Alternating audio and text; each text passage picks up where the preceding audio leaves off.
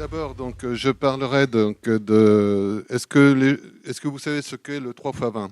Donc, le paquet énergie-climat, c'est au niveau de l'Union européenne l'objectif de la réduction de consommation d'énergie. 3 x 20, pourquoi? Parce qu'en 2020, on doit avoir fait une réduction de, je vais aller avec on doit avoir fait une réduction de 20% dans la consommation d'énergie primaire. Et sur cette consommation d'énergie primaire, on doit arriver à au moins 20% d'énergie renouvelable. Ce qui veut dire que ça nous laisse 60% de l'énergie qu'on consomme actuellement en énergie donc, nucléaire ou énergie à partir des énergies fossiles. Énergie primaire, on parle d'énergie primaire. Pourquoi énergie primaire? Parce que pour consommer 1 kWh d'énergie électrique, on a dû mettre en œuvre beaucoup plus en énergie primaire. Le calcul qui a été fait en France, c'est 2,58 kW mis en œuvre pour utiliser 1 kW électrique. C'est-à-dire que si vous économisez chez vous 1 kWh, ça veut dire qu'en réalité, vous avez fait économiser à EDF 2 kWh 58. Bon, le calcul, c'est sur ce qu'il y a en dessous, c'est-à-dire qu'on a le nucléaire qui représente 75% de la production d'énergie. Actuellement, on a quand même 15% d'énergie renouvelable et l'énergie fossile ne représente plus que 10%. Qu'est-ce qu'une énergie renouvelable? Donc, on va aller très vite là-dessus parce que Antoine en a déjà parlé. Donc, c'est une énergie qui est inépuisable à l'échelle du temps humain. Donc, pour l'instant, il y en a 6. L'éolien, le solaire, l'hydraulique, la biomasse, l'énergie marine et la géothermie. En réalité, il y en a une 7e qui est à l'étude actuellement, c'est on se pose la question comment aller récupérer l'énergie qui est dans les nuages. Donc ces nuages représentent une énergie, comment aller la capter? Bon, pour l'instant, il y a des gens qui travaillent là-dessus. Si on regarde l'évolution qu'on a donc pour rester sur les 3 x 20, donc ici, nous avons donc l'évolution de la consommation depuis 2004. On remarque que ça ici, donc c'est la consommation moyenne européenne. On est pratiquement bon actuellement, donc on a déjà pratiquement gagné ces 20%, globalement sur toute l'Europe. Donc je vais passer rapidement là-dessus. Et maintenant, si on regarde sur l'Europe, quels sont les bons élèves, quels sont les mauvais élèves? On a donc ici donc, l'évolution depuis les années 2000 de la production en consommation finale, cette fois-ci, d'énergie renouvelable. On a tout en haut la Suède. La Suède, c'est le très bon élève. C'est vrai que tous ces pays nordiques, ils ont une tradition du chauffage au bois. Donc déjà, il y a tout le chauffage, toute l'énergie calorifique qui peut venir du bois. Donc il y a la Suède, la Finlande. Ça, c'est des choses qui viennent de l'ADEME. Et normalement, donc, il y a 3 pays qui manquent là-dessus. Je ne sais pas pourquoi ils ont été oubliés. Il y a les 3 pays baltes aussi qui sont très bons dans les énergies renouvelables. Donc juste en dessous, nous avons la Finlande. Et ici, donc en 3e position, nous avons l'Autriche. Vous pouvez remarquer que l'Autriche donc, est arrivée ici.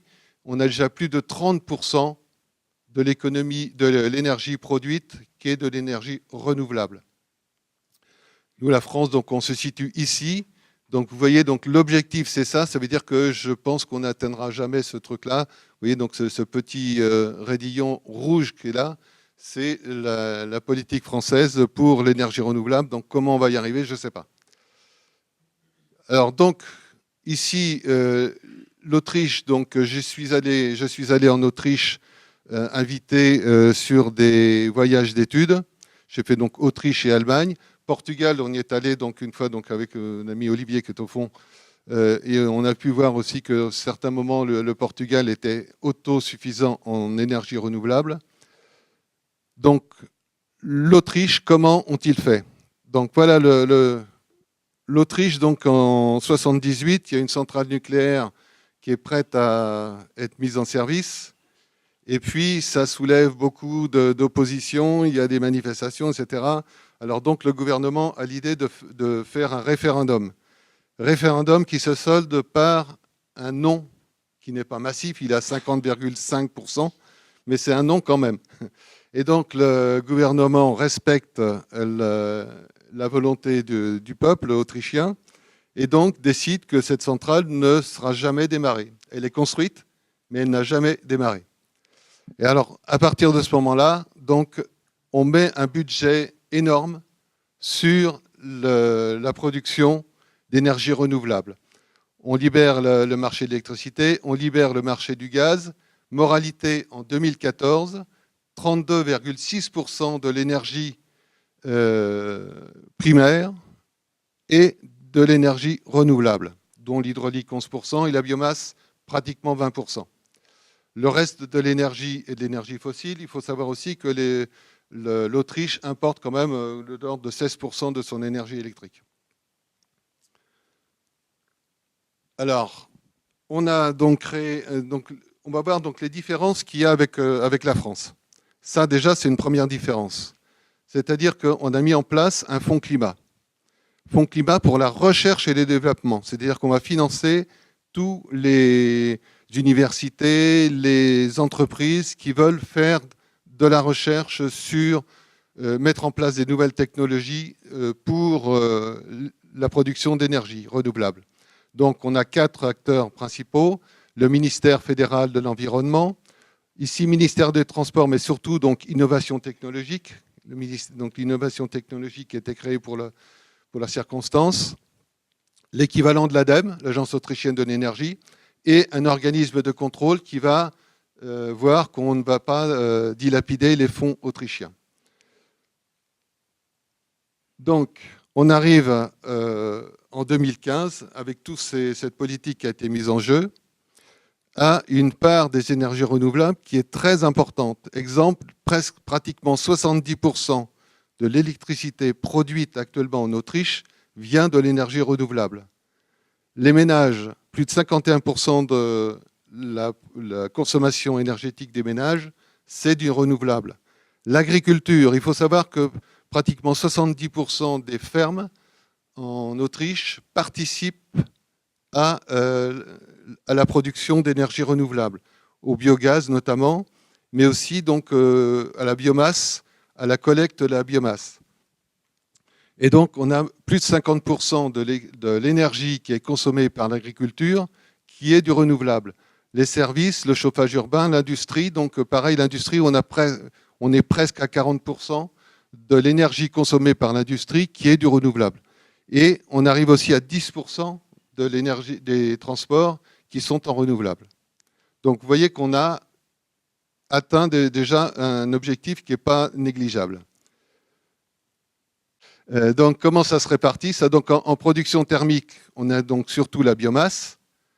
Chauffage urbain, donc le chauffage urbain, c'est surtout la récupération d'énergie avec les ordures ménagères.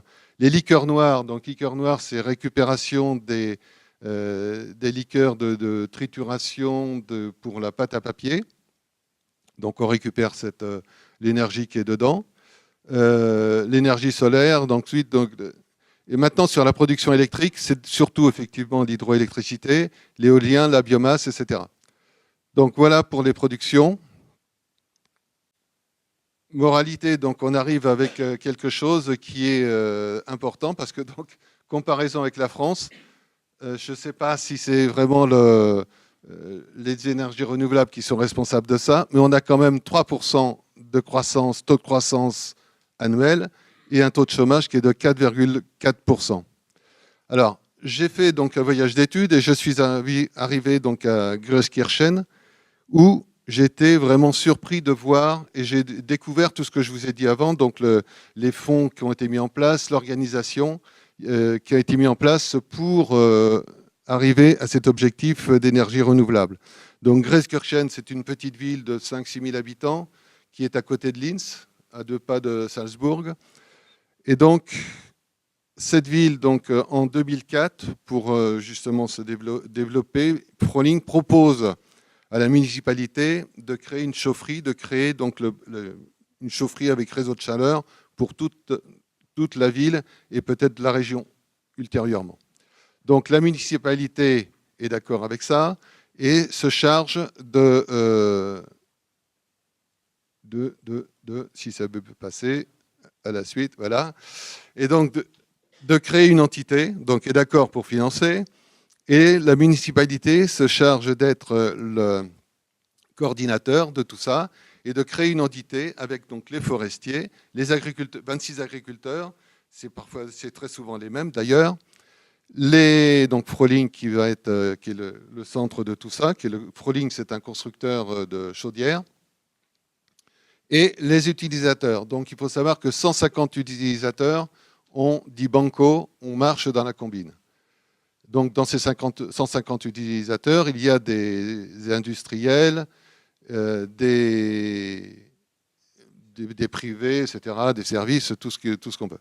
Alors, moralité donc, pour cette ville, donc, il y a eu un investissement de 3 millions d'euros qui se répartit donc, qui est pratiquement divisé en trois. 1 million pour l'équipement, 1 million pour le réseau et 1 million pour la construction. Alors, le réseau, donc, ça représente à peu près 8 km en tout, mais 8 km développés, on est à peu près à 30 km de réseau, une fois qu'on développe l'ensemble. On a donc, c'est là donc aussi deuxième différence avec ce qu'on peut voir l'exemple français, c'est comment ont été financés ces 3 millions. On a 80% du financement qui est apporté directement par l'État. C'est-à-dire qu'il n'y a pas besoin de passer par des banques ou de se faire agréer. Dès l'instant où la municipalité a décrété que c'était bon, les fonds sont arrivés dedans directement. Il n'y a pas eu besoin de faire quoi que ce soit sur la chose. Et donc 2 400 000 € ont été versés sur les fonds dont j'ai parlé tout à l'heure. Et les fonds privés, donc les privés ont versé 600 000 €. Ça fonctionne comment? Donc la municipalité coordonne. Gestion technique, c'est Froling, donc le constructeur de la chaudière, qui gère techniquement tout l'ensemble. Les appros, ce sont les agriculteurs qui ont mis à disposition leurs tracteurs, les bennes, etc., les hangars pour mettre à l'abri la biomasse. Et le contrôle, donc on a une entité qui fonctionne un peu comme le Crédit Agricole en France, c'est-à-dire donc, ceux qui veulent être accordés, ils ont une participation à donner, en échange de quoi ils ont le contrôle sur la chose. Et notamment, donc, comme il y a une seule entité, donc il n'y a pas de concurrence, donc c'est ce qui va faire que les prix vont toujours être contrôlés. Donc les utilisateurs participent au contrôle de l'ensemble. Alors, la matière première, c'est la plaquette forestière. Donc là, c'est une photo que j'ai prise sur place. Donc vous voyez, il y avait de la matière qui venait d'arriver et qu'il n'avait plus sur la matière. Mais ça ne gêne pas. Une fois que les plaquettes forestières sont sèches, il peut pleuvoir dessus, ça sèche après très vite. Alors, cette matière première, donc on avait 10 000 mètres cubes par an de consommer, ce qui représente en gros 3 000 ou 4 000 tonnes. Donc c'est une densité de 0,3 en gros pour les plaquettes forestières, 0,3, 0,4, et qui est payé en gros 70 € la tonne aux agriculteurs. Les agriculteurs qui se chargent ensuite de répartir ça entre eux avec les forestiers, éventuellement les tâcherons qui ont servi aussi à réunir la biomasse. La source, il faut savoir que c'est du bois qui aurait été perdu. Comme je vais le dire après, il faut savoir que, notamment donc, ce que j'ai lu sur un document de l'ONF, il faut savoir que plus de 80% du bois qui pousse meurt donc pourri. Parce que donc on ne va pas le couper, parce que, etc. Et donc,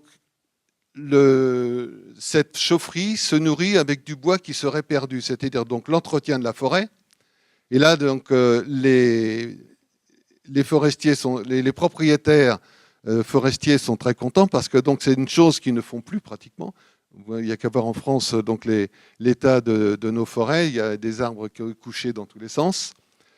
L'entretien des chemins forestiers, les élagages au bord de route, et les houppes d'arbres. Donc, quand il y a eu des coupes, il y a les restes des branches qui restent. Donc, tout ça, ça sert à faire la matière première. Alors, ça a un avantage, c'est que notamment donc entretien des chemins forestiers et l'élagage des bords de route, c'est autant d'argent que les propriétaires, donc les routes, l'État ne va pas dépenser pour entretenir le bord de route. Donc ici, tout le monde est gagnant. Donc la récolte, c'est en hiver en général. Donc on sort les les branches, les troncs d'arbres, etc. Et puis, on vient broyer ça au printemps. On en fait des grands tas. Si vous êtes passé sur les bords même en France, donc on le voit, donc ces grands tas qui, paraît-il que les laisser fermenter, ça améliore la combustibilité, donc il doit y avoir un peu de méthanol qui se forme et ça améliore la combustibilité de l'ensemble. Et donc, on met à l'abri à la fin de l'été pour l'hiver qui arrive. La chaufferie, donc on a une chaufferie de 4 MW qui se trouve ici, donc avec la place pour en avoir une deuxième ici, et plus une chaudière de 500 kW qui sert pour les pics, les demandes extraordinaires. Donc j'accélère pour essayer de dire les 20 minutes. Alors le synoptique, donc on a le stock de matières premières, tout ça, ça fonctionne en continu. Si vous allez dans cette chaufferie, vous verrez qu'il n'y a personne. Donc c'est un employé municipal qui gère la chaufferie et qui la gère avec son iPhone. De son iPhone, donc il sait s'il y a une alarme, etc., s'il faut ramener de la plaquette, mais lui ne se déplace pas. Il a les caméras, il a tout ce qu'il faut, et il gère la chaufferie avec son iPhone. Donc, le stock matières premières, alimentation automatique par racleur de la chaudière, un départ donc, de réseau avec de l'eau chaude à 90 degrés, retour 55 degrés, traitement des fumées pour respecter les normes d'environnement. Donc, résultat, la chaufferie donc, alimente tous les bâtiments et des collectivités, des immeubles d'habitation, des industries et les privés. De ce qui fait donc, en gros donc 15 000 kWh vendus par an, mégawattheures, pardon, 15 000 kWh, ça ne ferait pas beaucoup, avec un prix de vente de 70 à 90 euros pour le mégawatt, ce qui fait donc un chiffre d'affaires de l'ordre de plus d'1 million d'euros, ce qui fait que donc l'investissement est amorti en moins de 10 ans quand on fait la différence avec ce qu'a coûté la matière première. Et donc l'État se rembourse en gros de 300 000 euros tous les ans sur l'investissement qu'ils ont mis en place. Donc 300 000 euros qui vont servir à d'autres projets après. Je voudrais vous parler aussi donc, de cette petite ville qui est à la frontière hongroise. Il faut savoir que c'était donc la région la plus pauvre d'Autriche et que dans les années 80-90, donc ça se vidait, les industries étaient parties, la jeunesse partait, et donc c'était un drame pour les gens qui géraient cette région. Et la municipalité de cette ville de Güssing a décidé de tenter une chose en organisant l'autonomie énergétique. Et donc, c'est devenu maintenant la première ville autonome en énergie. Toute l'énergie consommée maintenant dans cette ville, que ce soit du chauffage, d'électricité et le carburant, est d'origine renouvelable. Et cerise sur le gâteau, il y a plus de 1000 emplois qui ont été créés. Alors comment? Donc, ils ont créé des centrales biogaz.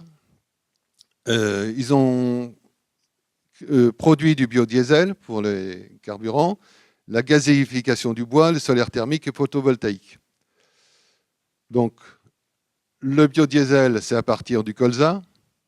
Alors là, effectivement, ça peut se discuter, c'est un peu en contradiction avec ce que tu disais tout à l'heure, c'est-à-dire que ça prend des surfaces qui auraient pu être de l'alimentaire, mais disons qu'ils ont un principe, c'est d'abord l'alimentaire, et on ne fait que des cultures énergétiques que sur les surfaces qui ne servent pas à l'alimentaire.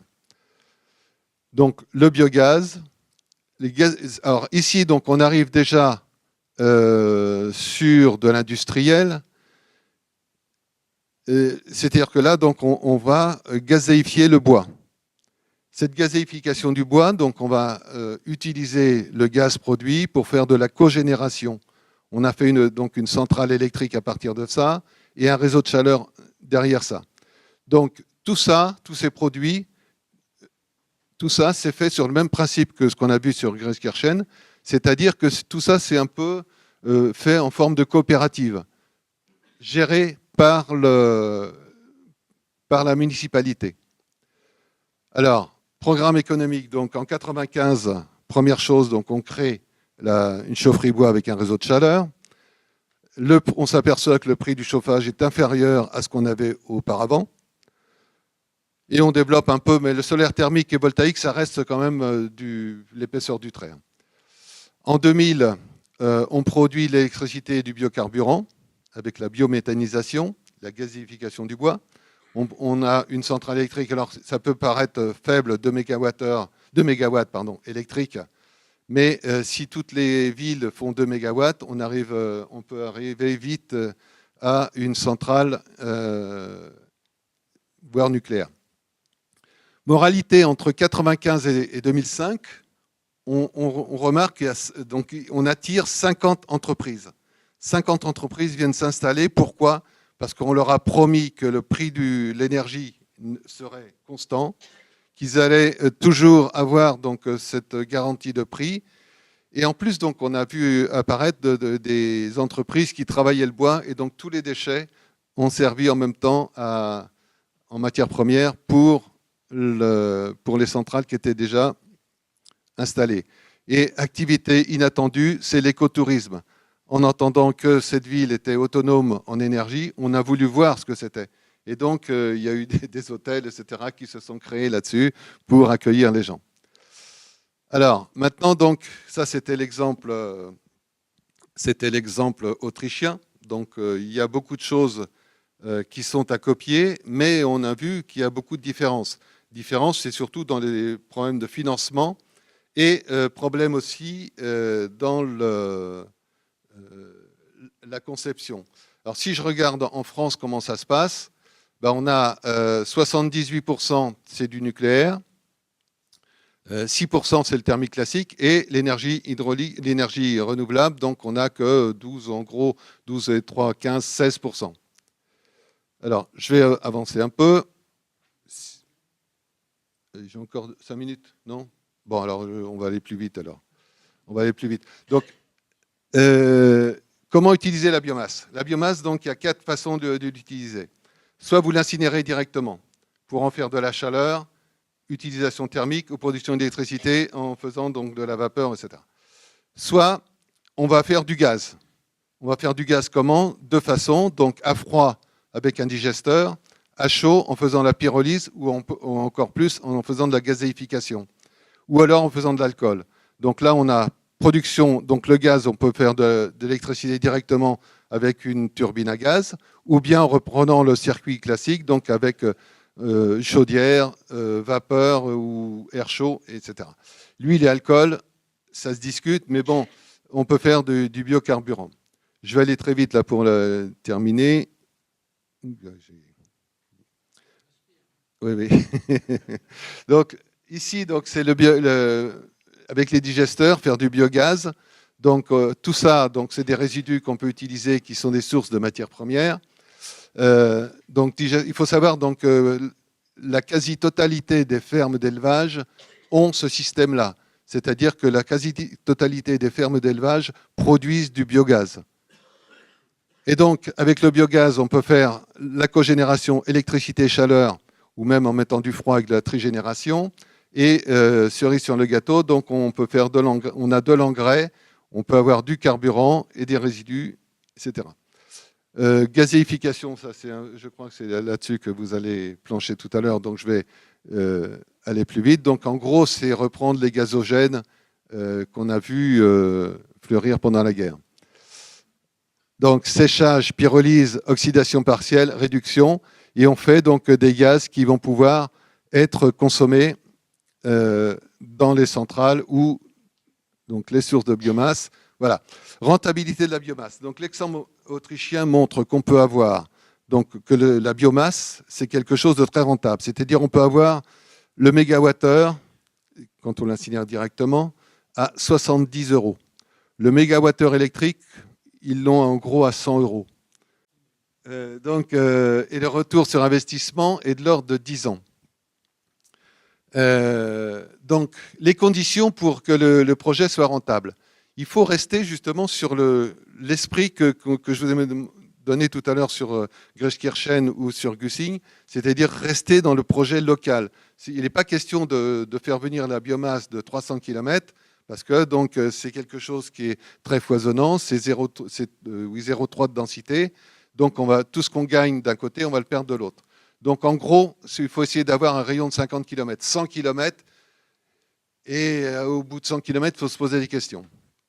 Et de préférence, travailler en cogénération pour avoir un très bon rendement et optimiser, et donc viser les 80%, 90%, c'est mieux. Parce qu'on a un rendement électrique qui est de l'ordre de 30%, et on utilise l'excédent de chaleur sur un réseau de chaleur. Et avoir des financements à long terme. Et c'est surtout ça qui nous manque en France, c'est le financement à long terme. C'est-à-dire qu'avec mon petit camarade derrière, on a essayé de lancer ça, et les banques n'acceptaient pas de financer au-delà de 5 ans. Et à 5 ans, on ne s'en tire pas. Disponibilité de la biomasse, donc il y a la filière bois. Donc, comme on en a dit un mot tout à l'heure, alors, les filières bois, la biomasse agricole, les déchets agricoles et les déchets proprement dits avec les déchets ménagers. Donc, filière bois. Donc, il faut savoir que les arbres croissent. Donc, ici, j'ai reproduit donc une courbe qu'on trouve sur le site de l'ONF. On a donc les arbres donc, qui sont attirés par la lumière, et ce sont les plus forts qui vont subsister. Les autres restent en dessous. C'est un peu ce qui se passe dans la forêt vierge. Vous avez un bel arbre tous les hectares pratiquement par hectare, et le reste donc végète et meurt. Et donc 90% de la forêt meurt, c'est-à-dire n'est pas récoltée. Donc ça veut dire qu'il y a quand même beaucoup de choses à faire. Donc on n'est pas à court de matières premières. En France, on a 16 millions d'hectares de forêt. D'après l'IGN, ça nous fait une ressource d'environ 2,7 milliards de mètres cubes de bois.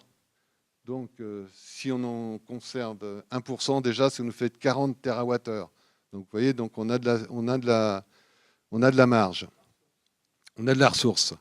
Donc, je vais passer là-dessus rapidement. Donc, l'utilisation donc, en bois bûche, plaquettes forestières, les granulés, qu'il ne faut pas oublier, et la gazéification. Donc, c'est comme ça qu'on utilise le bois. Ensuite, biomasse agricole. Là, on va en dire un mot quand même, puis après, on va peut-être s'arrêter là-dessus. Donc, le biocarburant, donc on a vu, là, il faut conserver cette priorité. D'abord, l'alimentation humaine, l'alimentation animale, puis l'énergie.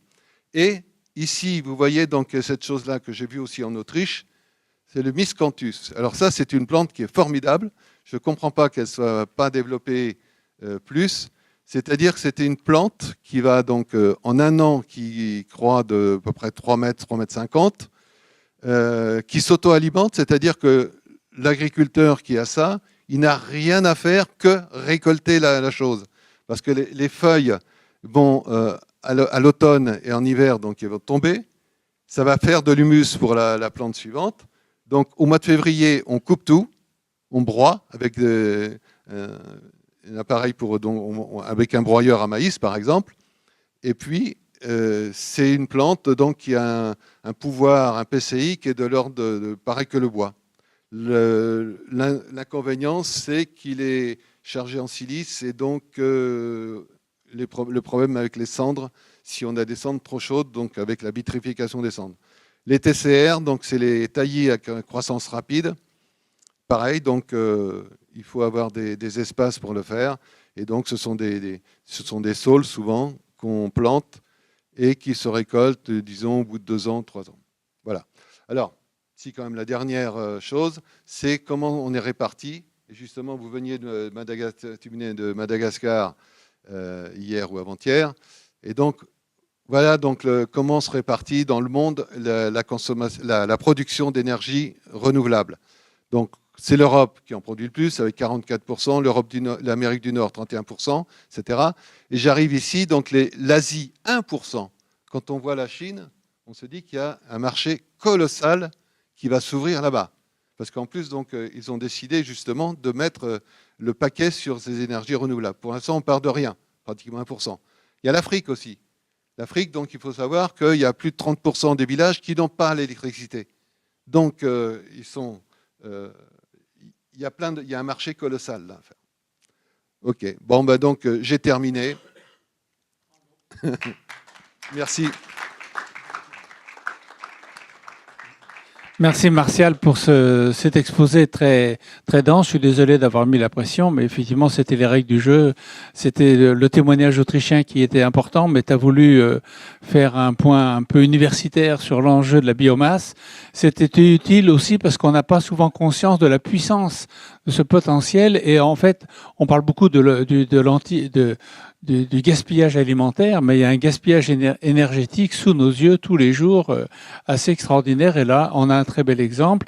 Et pour les jeunes qui sont ici, sachez qu'il y a un avenir considérable dans ces technologies-là. Donc, vous avez bien fait de venir ce soir.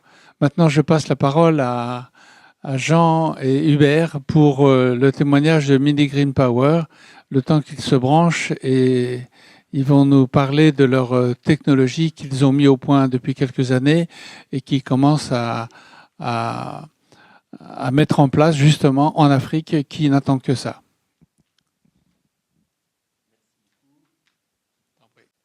Donc, bonsoir. Pour ceux qui ne me connaissent pas, je suis Jean Riondel, président de Mini Green Power, promo Lille 88. Hubert Sabourin, mon associé. On a créé Mini Green Power en 2014, une start-up. Aujourd'hui, on a 18 salariés. Voilà, ça fait 3 ans qu'on continue à se développer. On n'a pas encore réussi. C'est-à-dire que la société n'est pas encore viable par ses ventes, mais on se développe et on se bat chaque jour pour essayer de finalement de réussir notre défi, de réussir en France, mais aussi à l'étranger, parce que c'est surtout à l'étranger qu'il y a le plus de potentiel. Donc on avait eu l'occasion de présenter notre société il y a 1 an. Donc on nous a demandé, 1 an après, vous expliquer à peu près les avancées qu'on a pu faire là, récemment, et surtout quels sont les freins qui nous empêchent de nous développer. On va faire notre mieux et puis on est ouvert aux questions. Voilà, donc notre vision, c'est que la production d'énergie à l'avenir se fera de plus en plus dans des petites unités décentralisées qui font appel aux énergies renouvelables. Donc l'introduction de Martial était très bien dans ce sens-là. Nous, dans ce contexte de la production décentralisée d'énergie à l'avenir, nous, on s'est donné comme mission de faire des petites centrales à taille humaine, c'est important, qui vont donc produire des énergies vertes à partir de résidus végétaux qu'on collecte localement et d'énergie solaire. Alors nous, on parle de biomasse, mais nous, plus spécifiquement de résidus végétaux, on va voir après pourquoi. Et notre ambition dans ce domaine, c'est de devenir le leader mondial des énergies renouvelables non intermittentes, par opposition à l'éolien ou au solaire, dans notre gamme de puissance d'ici 5 ans. Voilà, donc c'est un objectif très ambitieux, mais avec les produits qu'on développe, on est très confiant qu'on va y arriver. Alors voilà notre équipe, donc Jean s'est présenté rapidement. Moi je ne suis pas issu des arts et métiers, puisque j'ai fait l'école de physique et chimie à Paris. Et comme Jean, j'ai un passé dans l'énergie fossile, puisque j'ai travaillé 27 ans dans le groupe BP, que j'ai quitté donc il y a 7 ans maintenant. Pendant 3 ans ensuite, j'ai fait des projets photovoltaïques dans le Var, c'est là où j'ai rencontré Jean. Et puis après, donc, je me suis associé à lui pour fonder Mini Green Power. Donc moi, je n'ai pas dit ce que j'ai fait avant, pour ceux qui ne me connaissent pas. J'ai démarré, j'ai bien contribué à ma façon à polluer le monde pendant 20 ans. C'est-à-dire que formé par l'Alstom dans le démarrage des turbines à gaz, au bout de 3 ans, donc j'étais vraiment expert sur une niche et donc je me suis mis à mon compte et j'ai démarré pendant 20 ans à chaque fois la plus grosse centrale de cogénération du monde à base de turbines à gaz. Donc il y a 20 ans, c'était 200-250 mégawatts la plus grosse. Et puis c'est passé par une centrale à fosse Sycophos 450 mégawatts. À l'âge de 26 ans, j'ai créé ma boîte. À 31-32 ans, non seulement j'étais pas suffisamment content de faire les plus grosses centrales du monde, mais par appât du gain, je me suis spécialisé dans les centrales qui étaient démarrées sous les bombes. Donc Iran, Nigeria, Angola, dans les pays un petit peu dangereux. J'ai été pris en otage en Iran au passage, mais j'ai été libéré. Et j'ai fini en Israël, à Ashkelon, encore sous les bombes, en 2012-2013, sur une centrale de 900 mégawatts, pour laquelle j'étais responsable du démarrage encore. Et puis c'est là que j'ai pris conscience que finalement, le gros avait ses limites et que vraiment, l'énergie de demain, c'était un petit peu la fin des grosses installations et c'était le renouvelable. C'est comme ça qu'on a créé Mini Green Power. Alors, pour partir sur des centrales de petite taille et du renouvelable, il faut s'entourer de spécialistes. Donc, en fait, on a embauché des chercheurs, un Italien qui avait créé sa start-up dans la gazification 4-5 ans avant nous. Et au moment où on a commencé à discuter avec lui, ils ont fait faillite. Donc, on a racheté les brevets qu'ils avaient faits. Et puis, surtout, on n'est pas parti de zéro au niveau de la gazification. Et puis, on a embauché des chercheurs du CEA et puis du CIRAD, les deux gros labos qui font un petit peu foi en France. Et puis, on s'est entouré d'un commercial, de jeunes ingénieurs, des gars de ZAR, mais pas que, et des techniciens pour créer notre démonstrateur, faire la preuve du concept, et puis ensuite créer des premières centrales. On va vous les présenter après. Voilà donc ce qu'on fait, donc on convertit des résidus végétaux en énergie, donc soit chaleur pure ou chaleur et électricité par cogénération. Alors vous me dites, bon, il y a beaucoup de centrales qui font comme ça, mais nous, on se spécialise en fait dans les résidus végétaux, dans les déchets végétaux. Parce qu'effectivement, aujourd'hui, il y a beaucoup de centrales biomasse. On l'a vu avec les exemples autrichiens, qui permettent de convertir de la biomasse, on va dire, noble, propre, comme les plaquettes forestières, en énergie. Mais là où c'est beaucoup plus difficile de le faire, c'est pour ce qu'on appelle par exemple les déchets verts, donc ce qui est collecté par les collectivités aujourd'hui, qu'ils vont broyer pour en faire une partie en compost, et puis le reste qu'on appelle le refus de compost, qui est difficilement valorisable dans une chaudière biomasse classique. Donc ça, c'est un des carburants qu'on utilise. On peut aussi prendre des branches fraîchement broyées. Donc quand elles sortent, quand on les broie, on coupe des arbres, on les broie avec les feuilles ou les aiguilles, et nous, on peut consommer ça directement, alors que même si c'est un degré d'humidité élevé de 45-50%, alors qu'une chaudière biomasse ne l'acceptera pas.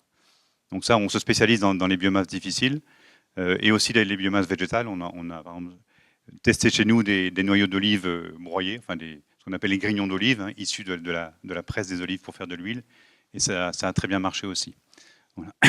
Donc on se spécialise dans ces biomasses difficiles, et on associe en fait la conversion de la biomasse en énergie par pyrogazéification, on va y revenir après, avec des panneaux solaires, parce qu'on s'aperçoit en fait que dans les pays en voie de développement, en fait, tout le monde recherche des centrales hybrides. Mais bon, je laisserai Jean développer cet aspect-là des choses, mais c'est quelque chose de très important. En fait, de part, il y avait une réflexion là tout à l'heure que j'ai entendue en disant ouh là là, mais c'est cher le prix. En fait, effectivement, le prix de l'électricité est si peu cher en France que d'emblée, ça tue les technos comme la nôtre. C'est-à-dire qu'en fait, aujourd'hui en France, le prix qu'on nous offre pour un kilowattheure fait à partir de nos centrales, c'est 3 centimes, contre 25 en Italie, 25 à 30, contre autour de 15 en Angleterre, en Allemagne, 20 dans les dom-toms. Et donc, si vous voulez, à cause de certains lobbies nucléaires, par exemple, eh bien, les énergies renouvelables ont été d'une certaine façon massacrées en France et continuent de l'être. En tout cas, dans notre secteur, des réglementations nous empêchent de mettre en France des centrales qui pourtant rendraient des grands services en France parce qu'elles apportent des solutions sur les déchets verts où aujourd'hui il n'y a pas de solution. En revanche, en France, on a des équations qui fonctionnent pour des applications chaleur pure. Par exemple, le séchage de boue de stations d'épuration, 9 millions de tonnes de boue aujourd'hui produites, 80% d'eau. Si vous avez l'idée de les sécher avant de les transporter, vous réduisez par 4 leur volume, donc par 4 leur coût d'évacuation. Et Donc c'est pertinent de les sécher et pourquoi pas de les sécher avec des résidus végétaux, ce qui vous fait gagner sur les deux tableaux. Et économie dans l'évacuation de résidus végétaux, économie dans l'évacuation de boue. Mais vous avez aussi des solutions de chauffage des petits réseaux de chaleur. Il y a plus de 1000 réseaux de chaleur qui sont entre 500 kW et 1 MW en France, dont la plus grande partie est alimentée par des énergies fossiles aujourd'hui. Eh bien, passer ces centrales-là en énergie renouvelable à plus de 51% permet à celui qui produit l'énergie de facturer avec 5% de TVA au lieu de 20%, et ça sur l'ensemble. Donc ça, c'est un petit dispositif qui permet d'avoir des retours à investissement de nos centrales sur des taux de retour de l'ordre de 3 à 5 ans, donc ce qui était très intéressant. Après, on a d'autres applications chaleur, production de granulés, par exemple, de combustible, ou aussi avec de la chaleur, on peut faire du froid. Dans certains pays, c'est intéressant. Donc, application chaleur pour la France, principalement. Application électricité, principalement sur les pays en voie de développement, mais aussi chez nos voisins européens. Donc, comment se présente notre mini-centrale? En fait, on l'a conçue de manière modulaire pour pouvoir nous adapter aux différents besoins des clients. Donc, on a un premier module. Là, on a représenté, donc c'est un conteneur sur pied où on accueille la biomasse broyée. On part toujours de biomasse broyée, on va dire jusqu'à 80 mm, soit de longueur, soit de diamètre. Mais bon, ça peut être soit un conteneur plus gros, soit carrément un bac en ciment avec des fonds racleurs. Voilà. Mais ça dépend en fait de la biomasse qu'on va traiter sur une année. Nous, on peut traiter entre 2 et 20 000 tonnes de biomasse par an. Ensuite, la partie intéressante, c'est le gazéifieur. Voilà, donc dans la partie centrale ici en rouge. Donc dans ce gazéifieur, on amène la biomasse par des vis sans fin ou des vis sans âme. Et on va donc gazéifier la biomasse. Donc c'est un peu les 4 réactions que Martial a montré tout à l'heure. Donc séchage, pyrolyse, oxydation, réduction. Et donc on produit ce fameux gaz qu'on appelle le gaz de synthèse. Et nous, dans notre application, on brûle directement ce gaz. On verra pourquoi tout à l'heure. On a choisi de brûler directement ce gaz. Et on va donc... Contrairement à ce qui est fait dans un gazogène. Donc on expliquera la différence. Et donc on va utiliser la chaleur produite ensuite, selon les besoins de l'utilisateur. Donc, si c'est pour alimenter un réseau de chaleur, l'eau chaude produite va alimenter directement le réseau de chaleur. Si c'est pour faire du séchage, l'eau chaude produite va alimenter un sécheur avec un échangeur OR. C'est la partie du haut. Et si on veut générer de l'électricité, nous, on va le faire avec une turbine ORC. Voilà. Et donc, si on veut générer du froid, on mettra une machine à absorption qui, à partir de la chaleur générée, va générer du froid. Donc, ce qui est important de retenir, c'est une centrale modulaire qui va s'adapter donc en termes de quantité et de qualité d'énergie produite aux besoins et à la biomasse du client. Alors, juste pour compléter, donc, si on fait de la chaleur pure, on va produire entre 500 kW et 5 MW. Et en termes de production d'électricité, on va être entre 30 kW et 1 MW électrique. Donc là, en fait, sur les centrales qu'on a déjà fabriquées, donc celle-ci, c'est une photo de notre centrale à hier.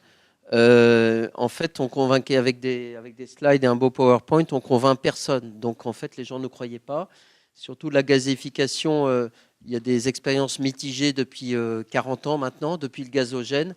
Il y a beaucoup de centrales qui ont été faites et puis qui n'ont pas vraiment fonctionné. Et le fait qu'on allait arriver à faire fonctionner ça avec du déchet vert, les gens étaient plutôt suspicieux et incrédules. Donc en fait, on a fait une première centrale de 750 kW chez nous, avec un ORC de 65 kW. Et en fait, on a prouvé qu'on arrivait à faire marcher ça. Je vous expliquerai après comment est-ce qu'on a réussi à faire quelque chose qui marchait quasiment du premier coup et de façon fiable. On s'est appuyé sur le big data et puis sur l'expérience que j'avais sur les grosses centrales. Donc on a réinjecté de l'automatisme de grosses centrales dans des solutions petites centrales et on a croisé ça avec du big data, ça nous a permis de progresser très rapidement et d'arriver à des résultats concrets avec des réactions qui ne sont pas forcément caractérisées dans les labos d'université, mais que nous, Gadzar, souvent, quand on ne connaît pas la solution au départ, eh bien, on va faire des tests à l'arrivée, on va essayer de repartir de l'empirique. C'est un petit peu comme ça qu'on a réussi à mettre au point notre première centrale. Donc, ici, c'est une deuxième centrale. C'est notre première centrale industrielle qui est en Sicile. Donc, en fait, on n'a pas de clients en France, mais on a des clients à l'étranger. Cette centrale, 2,5 MW thermique, 200 kW électrique, elle tourne au déchet vert. Elle est allumée en mars de cette année et elle devrait commencer à tourner en continu dans les jours qui viennent. Tous les tests de qualification ont été passés et maintenant il reste à régler des problèmes administratifs entre le client et Enel, mais ça devrait tourner et être l'électricité vendue, je crois, entre 25 et 28 centimes du kilowattheure, donc entre 25 € et 28 € du mégawattheure. Donc on arrive à des prix qui sont pas mal, voilà, avec ces technos-là. Et pourtant, c'est du petit. Pardon ? Ah, je me trompe, c'est 250 € du mégawattheure. Ah voilà, 250 € du mégawattheure, pardon. Que Enel, 250 € que Enel a décidé de payer pour finalement que les nouvelles énergies renouvelables sortent et puis commencent à finalement être fiabilisées, etc. Donc ici, troisième démonstrateur qui existe chez nous en France. Le premier que je vous ai montré de 750 kW, transformé de l'eau à 110 degrés et avait une petite turbine ORC derrière avec un rendement électrique relativement faible. On est de l'ordre de 6-7%. En cogénération, on peut monter à 75%, mais un rendement très faible. C'était pour la preuve du concept. Dès lors que vous montez la température d'eau dans l'échangeur eh bien à 200 degrés, par exemple, sur celui-là, eh bien, vous atteignez des rendements de 13 à 15%. Donc, ça double les rendements de ce qu'on avait à 110 degrés. Et si vous passez sur des fluides de la boucle d'échange entre les fumées chaudes qui sont à 1000 degrés et les fluides thermiques, si on passe sur de l'huile à 300 degrés, eh bien, on va atteindre des rendements qui sont proches de 20%. Donc là, c'est notre démonstrateur numéro 3 qui est ailleurs et qui fait 550 kW. C'est-à-dire qu'on essaye d'augmenter les rendements, on essaye de diminuer la taille de nos centrales, puisqu'on sent que le gros marché, en tout cas en Afrique et dans les pays en voie de développement, ce sont des marchés avec des unités de plus en plus petite taille, ce qui permet de consommer de la biomasse localement sans la déplacer. Donc voilà. Alors, dans les applications qu'Hubert vous a montrées, on a application production électrique, mais on a aussi sécheur. Donc ça, c'est notre démonstrateur de sécheur qu'on a hier, qui est sur 3 étages et qui est complètement automatisé. En fait, toutes nos centrales tournent de façon autonome complètement. Et ça, typiquement, c'est un sécheur universel qui peut être adapté pour le séchage des boues, mais également qui pourrait sécher, par exemple, des oignons. Au Bénin, il y a une grosse production d'oignons qui a été finalement perdue il y a 1 an ou 2, parce que un oignon humide, ça pourrit, un oignon sec, ça se conserve. Ils avaient des sécheurs solaires.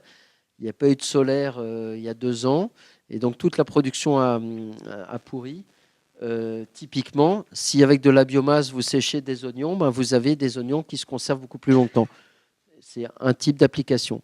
Ça peut être, on peut sécher un petit peu tout résidu agricole ou des choses ou des plaquettes forestières qui n'ont pas beaucoup de valeur quand elles sont humides, mais qui se vendent cher quand elles sont sèches. Voilà. Alors comment notre procédé se distingue des autres procédés concurrents ?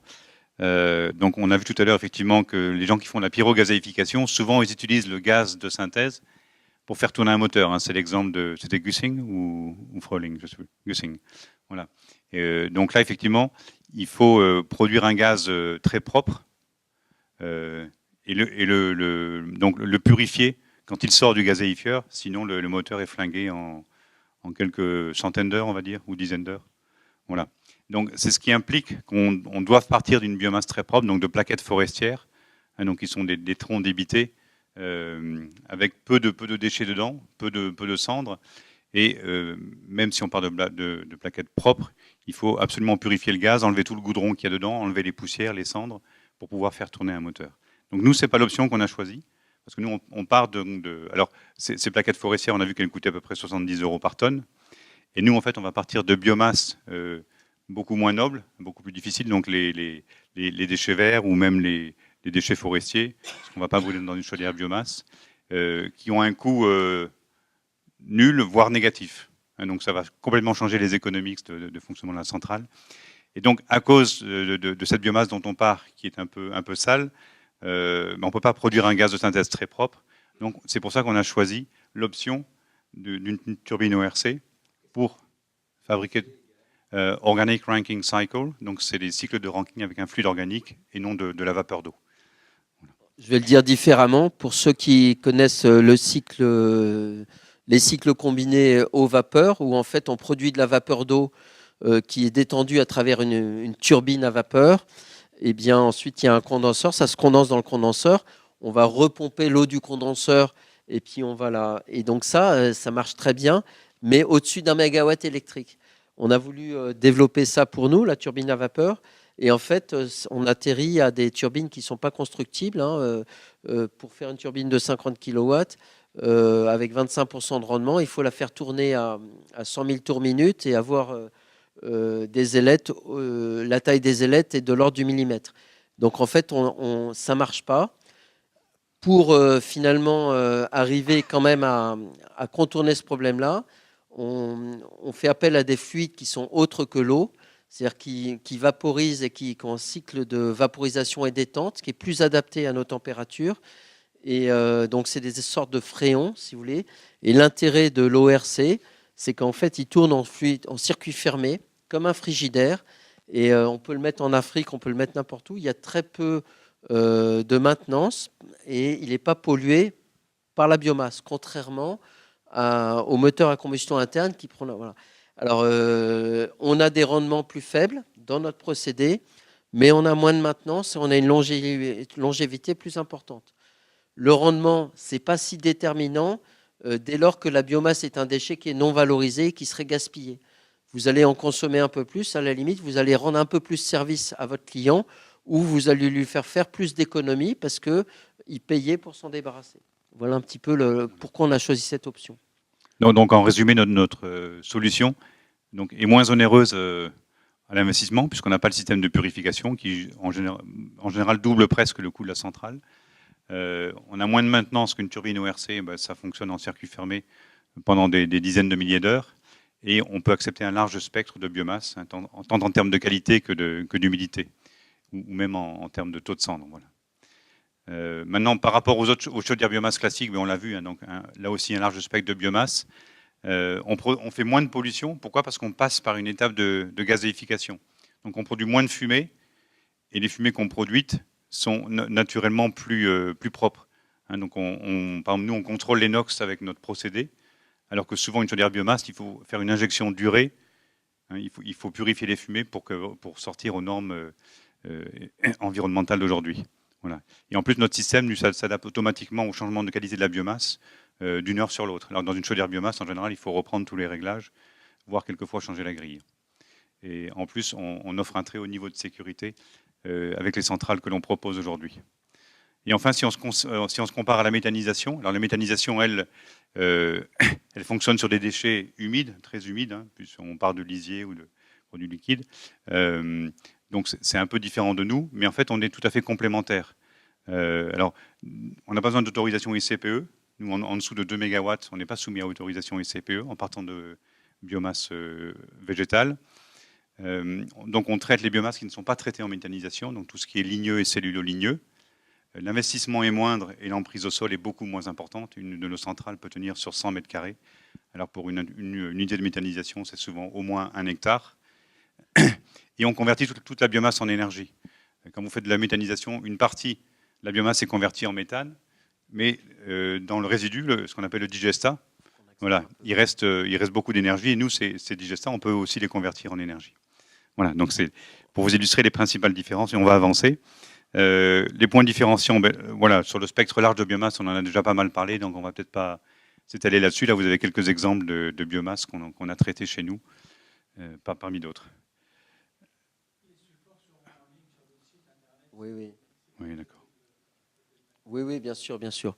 Donc là, en fait, c'était la réaction de pyrogasification qui montre, mais on a eu un exposé tout à l'heure très intéressant. En fait, à partir de la biomasse, donc la gasification transforme en monoxyde de carbone et en hydrogène. Et puis après, donc on gazifie dans un premier temps et ensuite on fait brûler le gaz de synthèse avec ce qu'on appelle la post-combustion pour retransformer en CO2 et en eau. Et on a donc des émissions très faibles. Là, vous voyez la couleur caractéristique de la gasification, c'est orange vif. Hein. Et puis là, on a voulu montrer la cheminée qu'on a, c'est-à-dire quand on est à quelques mètres de la cheminée chez nous, on ne sait pas si la centrale tourne. La centrale est très silencieuse, mais en plus, la fumée est complètement transparente, on ne voit rien. Donc ça, c'est. Et là, la centrale a fonctionné ce jour-là. Voilà, elle fonctionnait, oui.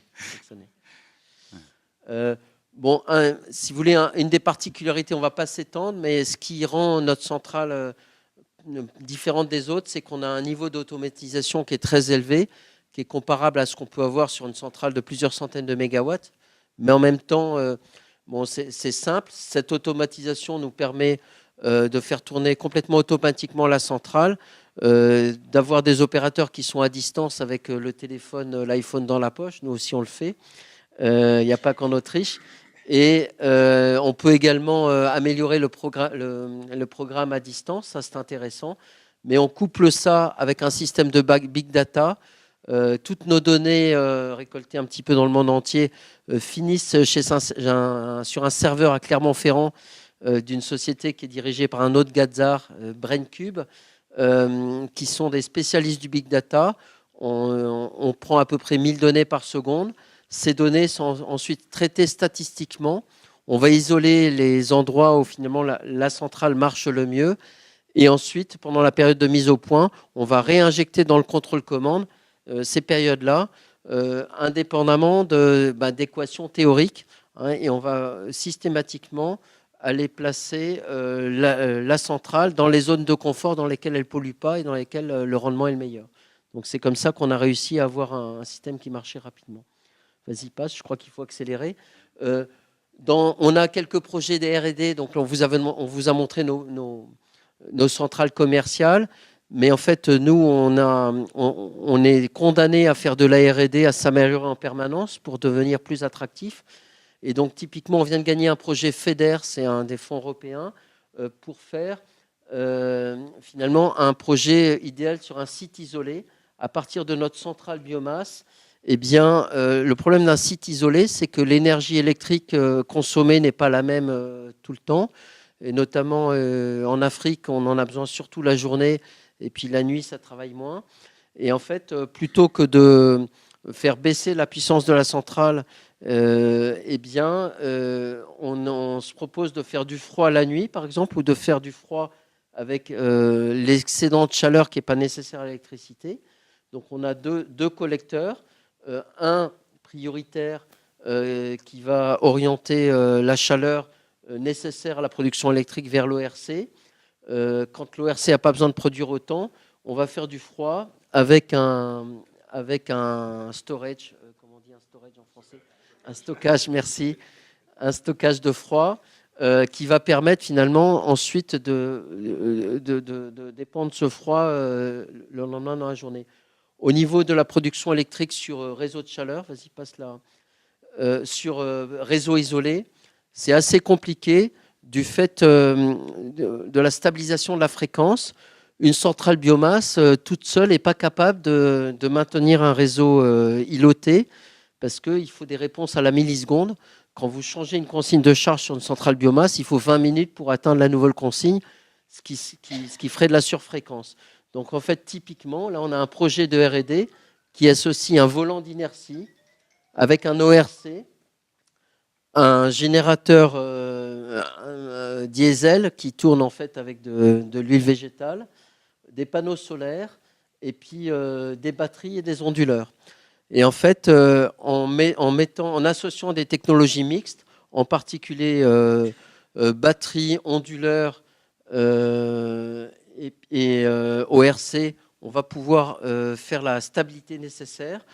On peut aussi y associer donc un volant d'inertie.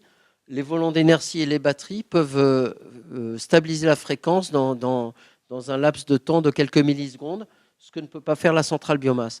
Et donc, avec un contrôle commande qui marche bien, on peut arriver à finalement produire la majorité de l'électricité avec de la biomasse, tout en finalement stabilisant la fréquence avec les technos complémentaires. Donc ça, c'est un projet de 18 mois qu'on commence cette année. Oui, d'accord. Deuxième projet R&D. En fait, on a été approché par une entreprise, un groupe suédois qui s'appelle Cellmark, qui a un gros 3 milliards de chiffre d'affaires, qui est un ancien papetier qui s'est reconverti dans les produits donc les déchets du papier vers l'énergie. Hein. Et en fait, donc cette société cherche une solution pour valoriser les CSR, combustibles solides résiduels, dans des petites centrales.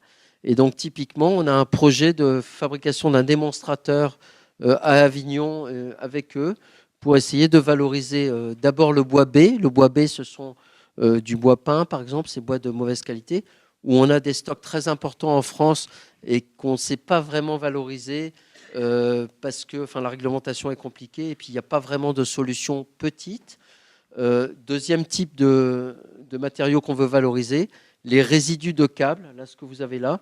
Le cuivre sur le vieux câble est récupérable, mais les résidus plastiques, on ne sait pas les récupérer. Et notre techno de gazification est assez propice à ça. Il faut juste rajouter un traitement de fumée. Donc on s'intéresse, et puis les résidus plastiques, on s'intéresse à ce que font pas les autres pour trouver des solutions vraiment pérennes et en petit, parce qu'on est toujours dans le local avec valorisation de déchets locaux pour une production d'énergie locale. Donc là, c'est un projet. Alors, donc voilà, Antoine nous avait demandé aussi de parler un peu des problèmes que l'on rencontre dans le développement de notre technologie. Alors, on a déjà parlé des tarifs de rachat électrique en France. En fait, donc il n'y a pas de tarif de rachat pour les centrales biomasse en dessous de 300 kW. Donc, quand on veut faire du petit, 50 kW, il n'y a pas de tarif de rachat. Donc, c'est déjà une première, une grosse difficulté. Si on le vend, c'est au prix du marché, donc c'est 3 centimes d'euros. On va dire entre 3 et 6 centimes oui, c'est vraiment 3. très bas. Si on veut faire 300 kW et au-dessus, on est obligé de passer par un appel d'offres de la CRE pour obtenir un tarif de rachat. Donc d'emblée, on va prendre un an de délai, parce qu'entre le temps où on va présenter le dossier et le temps où il sera accepté, on prend un an. Voilà. Donc ça, en France, on est vraiment pénalisé pour la production d'électricité à partir de biomasse. Hein. Et par comparaison, donc Jean vous en a parlé, en Italie, en Angleterre, il y a des tarifs de rachat bien plus élevés et automatiques, comme on a par exemple pour la méthanisation en France. En France, vous démarrez une unité de méthanisation de pas trop grande taille, vous avez automatiquement un tarif de rachat. Donc ça, c'est le premier point. Ensuite, c'est la législation qui est complexe et lourde. Alors, jusqu'à 2 MW thermiques, ça va, on est à peu près tranquille à partir de biomasse propre. Hein. Mais dès qu'on prend du bois de classe B, des bois qui sont légèrement traités, on tombe dans le régime ICPE au-dessus. Là, c'est 18 mois de dossier. C'est une procédure longue, coûteuse. Voilà, dès que les produits sont considérés comme des déchets, tout devient beaucoup plus complexe. Alors que nos collègues italiens et allemands, ils traitent ça beaucoup plus facilement. Et les contrôles des émissions pour les installations ICPE sont très coûteux, puisqu'on demande des contrôles d'émissions en continu sur les produits comme les dioxines et furanes, qui sont extrêmement chers, donc qui peuvent se justifier sur des centrales de forte puissance, mais qui sont beaucoup trop onéreux pour les centrales de petite puissance. Et enfin, le financement, c'est un vrai parcours du combattant. Alors en France, on dit c'est un pays merveilleux pour développer l'innovation. C'est vrai, on a des aides de la BPI, de l'ADEME, on trouve des financements assez facilement pour développer les prototypes, mais après, quand il s'agit de vendre à des industriels, là, c'est beaucoup plus difficile. Pourquoi ? Parce que les gens en France aiment bien l'innovation, mais une innovation qui a fait ses preuves. Donc c'est un peu une contradiction dans les termes. Voilà. Donc voilà, les industries sont vraiment frileuses. Là, on va peut-être réussir à concrétiser notre première vente avec Engie dans 1 mois, mais ça fait 3 ans qu'on est en discussion avec eux, par exemple, hein, et on a fait pas mal d'opérations avec eux, du coaching accéléré, de l'incubation, enfin voilà, et c'est vraiment très long en France d'arriver à vendre nos produits. Est-ce que tu veux rajouter quelque chose, Jean? Non, mais rapidement, si on a quelques temps, c'était montrer quelques slides sur Madagascar. D'accord. Donc en fait, à Madagascar, nous, à Madagascar, oui, vas-y, passe-les en revue. À Madagascar, on a eu l'occasion d'y aller en se disant, l'Afrique, on veut mettre un pied là-bas. Et en fait, on a envoyé 2 VIE pour aller monter un projet. Au début, c'était des mini-centrales diesel photovoltaïques avec le même type de contrôle-commande que ce qu'on fait pour la biomasse, en disant, une fois qu'on a un pied là-bas, on arrivera à vendre des solutions hybrides avec de la biomasse. Et en fait, on a été assez surpris, en fait, un grand accueil très favorable. Donc, en moins d'1 an, il y a eu 300 000 € de chiffre d'affaires qui a été fait dès la première année. Ils sont passés de 2 à 6. On a embauché 4 locaux là. On a un carnet de commandes de 2 millions d'euros pour l'année qui vient. Et en fait, un gros développement qui nous incite finalement à appuyer sur le champignon en Afrique. Donc, c'est sympa. On a une douzaine d'installations qui ont été vendues, qui sont en place, et puis ça continue. Et on espère, voilà. Et donc derrière, pour nous, Madagascar, c'est un pays pilote, et derrière, on compte se déployer sur d'autres pays africains. Voilà, c'est terminé. J'espère que...